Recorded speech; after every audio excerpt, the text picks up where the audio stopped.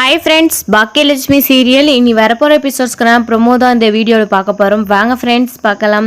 அதாவது இனியா வந்துட்டு பார்த்தீங்கன்னா நம்ம பாக்கியா சொன்ன மாதிரி சுதாகர் கிட்ட அங்கிள் இப்போ புதுசாக நீங்கள் அம்மா கிட்டேருந்து வாங்கின ரெஸ்டாரண்ட்டை யார் அங்கிள் நடத்த போகிறது அப்படின்னு கேட்குறாங்க. இனியா இருந்துட்டு சுதாகர் இருந்துட்டு என்ன இனியா எதுக்காக கேட்குற அப்படின்னு, ஒன்றும் இல்லை அங்கிள் சும்மா தான் கேட்குறேன் அப்படின்னு இனியா சொல்கிறாங்க. இப்போது இனியா இருந்துட்டு இல்லை அங்கிள் அந்த ரெஸ்டாரண்ட்டை நான் எடுத்து நடத்தலான்னு தான் கேட்குறேன் அப்படின்னு கேட்குறாங்க. நிதிஷ் இருந்துட்டு கேட்குறாங்க, என்ன இனியா உனக்கு அதில் அனுபவம் இருக்கா அப்படின்னு. இல்லை அப்படின்னு இனியா சொல்கிறாங்க. சுதாகர் இருந்துட்டு என்ன இனியா யார் கேட்க சொன்னது, உன் அம்மாவா அப்படின்னு கேட்குறாங்க. இனியா ஒரு மாதிரி பதட்டமாக இருக்காங்க. இதை பார்த்ததும் எல்லாருக்கும் அதிர்ச்சியாக இருக்குது. கண்டிப்பாக அவங்க தான் சொல்லியிருப்பாங்க அப்படின்ட்டு இனியா இருந்துட்டு சொல்கிறாங்க. ஆமாம் அங்கிள் அம்மா தான் அப்படின்னு சொல்கிறாங்க. உடனேவும் சுதாகருமே இருந்துட்டு யோசிக்கிறாங்க, என்ன அங்கிள் அப்படின்னு. ஒன்றும் இல்லை, அதில் இன்னும் பெண்டிங் ஒர்க்கெல்லாம் இருக்குது, அது முடிச்சதுக்கப்புறம் சொல்லி அனுப்புகிறேன் இனியா, கண்டிப்பாக அதை நீயே எடுத்து நடத்து அப்படின்னு சுதாகர் சொல்லிடுறாங்க. நம்ம நிதிஷ்க்கும் நிதிஷோட அம்மாவுக்கும் ஒரு மாதிரி இருக்குது. இனியா இருந்துட்டு ரொம்ப தேங்க்ஸ் அங்கிள் அப்படின்னு சொல்லிட்டு ரொம்ப பயங்கர சந்தோஷத்தோட ரூமுக்கு போயிடுறாங்க. இப்போது நிதிஷ் இருந்துட்டு கேட்குறாங்க சுதாகரை, என்ன டேடி இவ்வளோ ஈஸியாக கொஞ்சம் கூட யோசிக்காமல் சரின்னு சொல்லிட்டீங்க அப்படின்னு. அது ஒன்றும் இல்லை நிதிஷ், நான் காரணம் இல்லாமல் உன் டேடி எதுவுமே பண்ண மாட்டேன்னு தெரியாத உனக்கு அப்படின்னு நிதிஷ்கிட்ட சுதாகர் சொல்கிறாங்க. நிதிஷோட அம்மாவுமே கேட்குறாங்க, என்னங்க இதெல்லாம் அவள் சின்ன பொண்ணு அப்படின்னு. அதே தான் நானும் சொல்கிறேன், அவள் சின்ன பொண்ணு, அவளுக்கு இதில் அனுபவங்கள் எதுவும் இல்லை, கண்டிப்பாக நடத்துகிறேன் அப்படின்னு சொல்லிட்டு ஒரு மாதம் கூட ஒரு வாரம் கூட தாங்க மாட்டா, கண்டிப்பாக திரும்பவும் வேணாம் அங்கிள் இந்த ரெஸ்டாரண்ட்டை நீங்களே பார்த்துக்கோங்கன்னு சொல்லிட்டு அவள் வந்துடுவா அப்படின்னு சுதாகர் சொல்லிக்கிட்டு இருக்காங்க. என்ன சொல்கிறா அப்படின்ட்டு. ஆமாங்க, ஆமாம் அந்த இனியாவோட அம்மா நல்லாவே இனியாவே குழப்பி விட்டுட்டு இருக்காங்க. அவங்க தான் நீ எடுத்து நடத்துன்னு சொல்லியிருப்பாங்க, அதனால தான் இனியா கேட்குறா. அவள் கண்டிப்பாக கொஞ்ச நாள் கூட ரெஸ்டாரண்ட் நடத்த முடியாது, அந்த நம்பிக்கையில் தான் நான் சொன்னேன் அப்படின்ட்டு சுதாகர் சொல்லிக்கிட்டு இருக்காங்க. நிதிஷுமே நீங்கள் யோசிக்காத சொல்லிட்டீங்களேன்னு நான் கூட ஃபஸ்ட்டு உங்கள் மேலே கோவப்பட்டுட்டேன் டேடி அப்படின்னு சொல்லிக்கிட்டு இருக்காங்க. என்ன நிதிஷ் நீ உன் அப்பாவை அவ்வளோதான் புரிஞ்சு வச்சிட்ருக்கியா அப்படின்னு நிதிஷை பார்த்து கேட்குறாங்க. சரிங்க, அவள் இனியா சின்ன பொண்ணு, கண்டிப்பாக நீங்கள் சொல்கிற மாதிரி தான் நடக்கும். அப்படியே இருந்தாலும் நீங்கள் பார்த்துப்பீங்கள்ல திரும்பவும் இனியாவை எப்படி அங்கேருந்து வெளியேற்றுறது அப்படின்னு உங்களுக்கு தெரியல அப்படின்னு சொல்கிறாங்க. கரெக்ட், உன் அம்மா பார்த்தியா என்னை கரெக்டாக புரிஞ்சு வச்சுருக்காங்க அப்படின்னு சொல்லிட்டு சுதாகர் பார்த்து நிதிஷ்கிட்ட சொல்லிக்கிட்டு சிரிச்சுக்கிட்டு இருக்காங்க. இன்னொரு பக்கம் இனியா ரொம்பவே சந்தோஷமாக இருக்காங்க. இந்த விஷயத்த அம்மாவுக்கு கால் பண்ணி சொல்லலாம் அப்படின்ட்டு பாக்யாவுக்கு கால் பண்ணி பேசுகிறாங்க. என்ன இனியா நல்லா இருக்கியா அப்படின்னு கேட்குறாங்க. ஆமாம் நான் நல்லா இருக்கேன், நீங்கள் எப்படி இருக்கீங்க, ஹோட்டலுக்கு கிளம்பிட்டீங்களா அப்படின்னு. அம்மா இனியா ஹோட்டலில் தான் இருக்கேன் அப்படின்னு சொல்லிக்கிட்டு இருக்காங்க. என்ன ரொம்ப சந்தோஷமாக இருக்கிற மாதிரி இருக்குது, என்ன விஷயம் அப்படின்னு கேட்குறாங்க. அம்மா நீங்கள் சொன்னீங்கல்ல அங்கிள் கிட்ட அந்த ரெஸ்டாரண்ட்டை நீயே எடுத்து நடத்தன்ட்டு, நான் அங்கிள் கிட்ட கேட்டேன், அங்கிளும் ஓகே சொல்லிட்டாங்கம்மா, அதனால தான் அப்படின்னு சொல்கிறாங்க.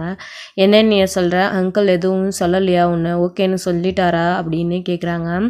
ஆமாம்மா அங்கிள் எதுவுமே என்கிட்ட சொல்லலை, ஓகே இனியான்னு சொல்லிட்டாங்க, அதில் ஏதோ பெண்டிங் ஒர்க் இருக்கா, அது முடிஞ்சதுக்கப்புறம் ஒரு நல்ல நாள் பார்த்து ஓப்பன் பண்ணிக்கலாம் நாங்கள் சொல்லியிருக்காரு அப்படின்னு சொல்கிறாங்க. சரி இனியா எனக்கு ரொம்ப சந்தோஷமாக இருக்குது, நீயும் என்னோடய இடத்துலேருந்து அந்த கடையை நீ நல்லபடியாக நடத்தி கொடுக்கணும் இனியா அப்படின்னு இனியா கிட்ட பாக்கியா பார்த்திங்களா சொல்லிக்கிட்டு இருக்காங்க. இன்னொரு பக்கம் பார்த்திங்கன்னா இவங்க பேசிட்டு கால் கட் பண்ணதுக்கப்புறமா அந்த பக்கம் நம்ம செலியன் பார்த்திங்கன்னா பாட்டி சொன்ன மாதிரி பாக்கியா கிட்ட பேசலாம் அப்படின்ட்டு போகிறாங்க. போயிட்டுருக்கும்போதே இந்த விஷயத்த அம்மா கிட்ட கேட்கலாமா வேணாமா, அம்மா என்ன நினச்சிப்பாங்க அப்படின்னு யோசிச்சுட்டே பார்த்திங்கன்னா நம்ம செலியன் ஹோட்டலுக்கு போகிறாங்க. அங்கே செல்லியனை பார்த்ததும் பாக்கியா இருந்துக்கிட்டு வா செல்லியா அப்படின்னு உட்காரு அப்படின்னு பாக்கியா கூப்பிடுறாங்க. நான் காஃபி எடுத்துகிட்டு வரேன் இரு அப்படின்னு சொல்லிக்கிட்டு இருக்காங்க. அதெல்லாம் எதுவும் வேணாமா அப்படின்னு சொல்கிறாங்க. இரு செல்லியா காஃபி சாப்பிடு அப்படின்னு சொல்கிறாங்க. இப்போது இவங்க இப்படி பேசிக்கிட்டு இருக்கும்போதே பார்த்திங்கன்னா அந்த பக்கம் கரெக்டாக நம்ம கவுன்சிலர் பார்த்திங்கன்னா அங்கே வராரு. பாக்கியாவுக்கு அதிர்ச்சியாக இருக்குது. செல்லியன் இருக்கும்போது கவுன்சிலர் வந்துட்டாங்களே, செல்லியனுக்கு தெரிஞ்சால் பிரச்சனை ஆகிடுமே அப்படின்னு சொல்லிட்டு இருந்தாலும் அவங்க போய் உக்காந்ததுமே எங்களுக்கு சூடாக இட்லி வேணும் அப்படின்னு சொல்லி கிண்டல் பண்ணி பேசிக்கிட்டு அங்கே உட்காந்துட்ருக்காங்க.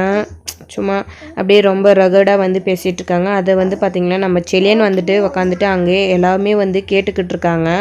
அவங்க இட்லி எடுத்துகிட்டு வர அந்த சமயத்தில் ஊரில் எத்தனையோ ஹோட்டல் இருக்குது, எதுக்கு நான் திரும்ப இங்கே வந்து இவ்வளோ சின்ன ஹோட்டலில் வந்து நாம் இங்கே வந்து சாப்பிட்றோம் அப்படின்னு அவங்க கேட்டுக்கிட்டு இருக்காங்க.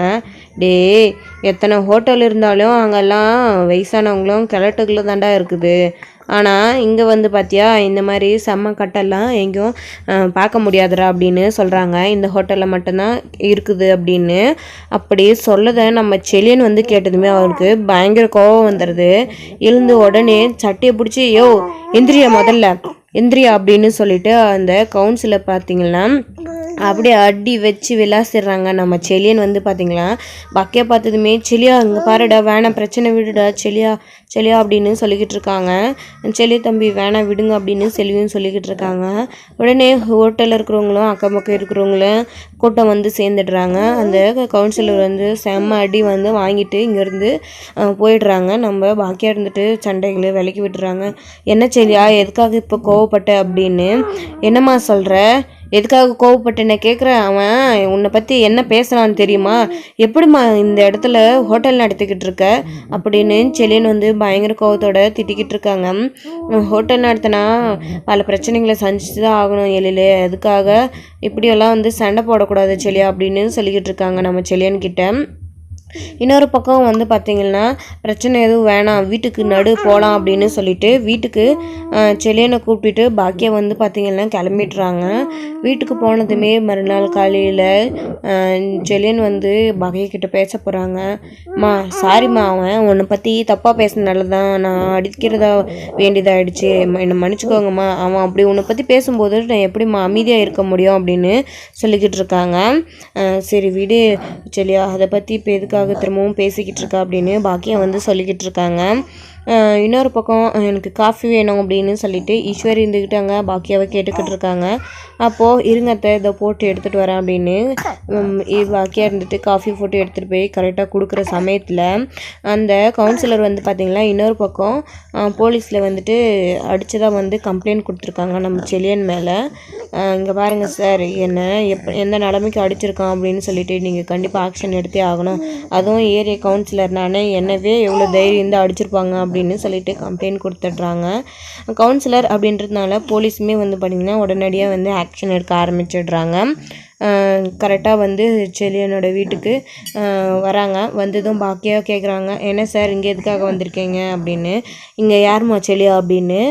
செலியன் அங்கே இருக்கிறாங்க, நான் தான் செலியன் அப்படின்னு அவங்க சொல்கிறாங்க. எவ்வளோ தைரியம் தான் ஏரியா கவுன்சிலரவே நீ அடிச்சிருப்பேன், நடுற ஸ்டேஷனுக்கு மேலே அவங்க கம்ப்ளைண்ட் கொடுத்துருக்காங்க அப்படின்னு சொல்கிறாங்க.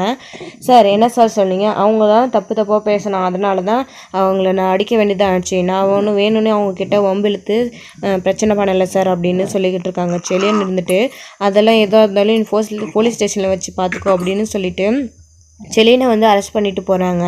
இப்போது ஜெனி ஈஸ்வரி அங்கே இருந்துக்கிட்டு செலியனை கூட்டிகிட்டு போகாதீங்க வேணாம் அப்படின்னு சொல்லிட்டு பின்னாடியே வந்து வாசல் வரைக்கும் போகிறாங்க.